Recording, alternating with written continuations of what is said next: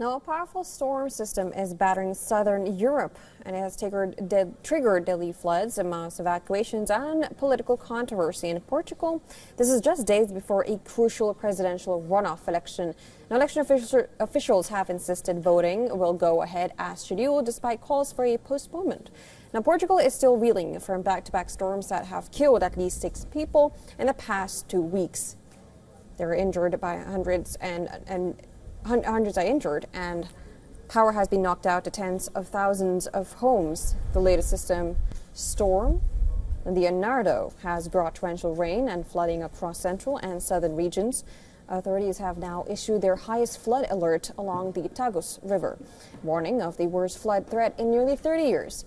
Homes near the Tagus River in the Santarém region were evacuated as water levels surged. Civil Protection Chief Mario Silvestre has said that the current situation marks the most serious flood risk along the rivers in decades. Firefighters waded through floodwaters using inflatable boats to rescue trapped residents.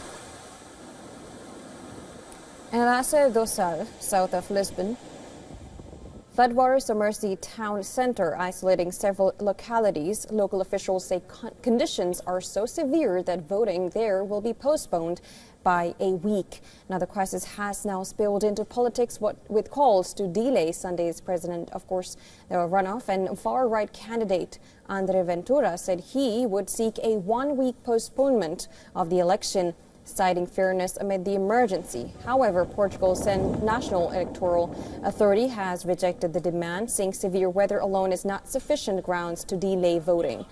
Now, Socialist frontrunner Antonio José Seguro, who led the first round in January, urged voters who are able to cast their ballots on Sunday, stressing that election arrangements are the responsibility of local authorities. Meanwhile, across the border in Spain, Storm Leonardo is also leaving destruction in its wake. In Spain's Andalusia region, emergency services have responded to more than 3,200 storm-related incidents since Monday. Floods, landslides, and building collapses have forced evacuations across several municipalities. Rescuers are searching for a woman who was swept away by a river in Sayalonga while trying to save her dog. While around 1,500 people were evacuated from the mountainous town of Gazalma, which recorded rainfall equivalent to a full year for Madrid in just one day. 15 municipalities remain cut off, with more than 80 roads closed and rail services heavily disrupted.